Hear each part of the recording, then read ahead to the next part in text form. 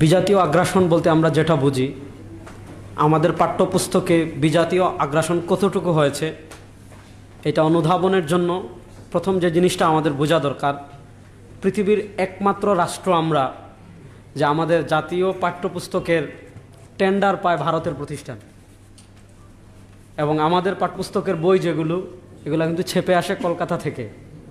তো এটা যদি আমরা বুঝি তাহলে আগ্রাসন কি পরিমাণ হবে হিন্দুত্ববাদের, এটা আমরা সহজেই বুঝতে পারি। আমি 3-4টা আগ্রাসন বলি।